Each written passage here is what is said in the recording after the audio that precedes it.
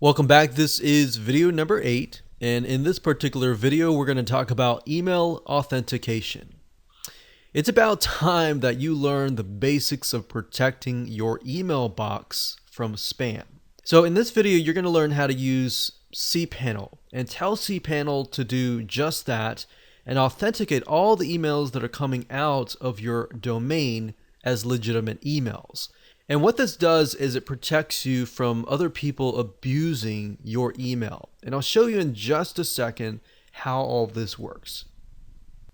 So there are two things that you want to do. You want to, of course, scroll down and find the email section. But after that, you're going to want to do two things. And the first thing you want to do is Spam Assassin, which will basically protect you from spam, which will open that up in a new window. And then the next thing we want to do is we want to do what we call email authentication. And we'll open that up into a new window as well. So let's start with the Spam Assassin first. Spam Assassin basically is a mail filter. It will filter out your email. You have the ability to set it at a high and a low. So by default, it's going to do from 1 to 10. So default, it's going to do 5.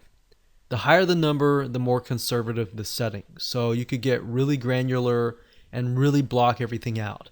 But I would caution you at that same point because at the end of the day, some of the good emails might be triggered as spam. And I've seen that over the years.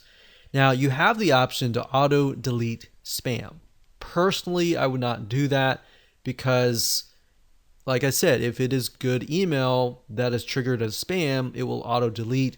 You'll never get it.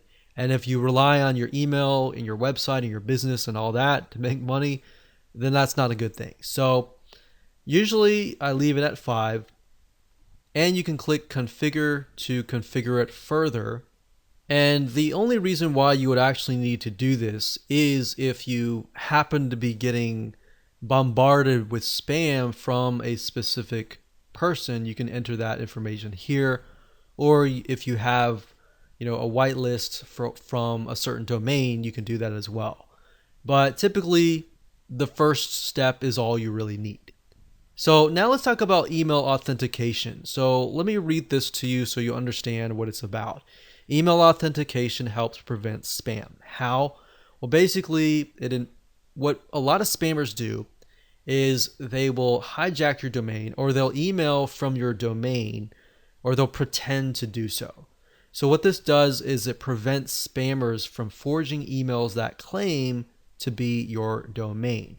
And you want to protect your domain as much as possible, because if you end up on a blacklist, that can be potentially very, very harmful for your email deliverability. Meaning if you're emailing from that email, when the ISPs like Gmail, all these other internet service providers or email service providers see your email, they'll put it straight to the spam box. And you don't want that, right? So you want to protect as much as possible. So best to do that by clicking enable for the DKIM.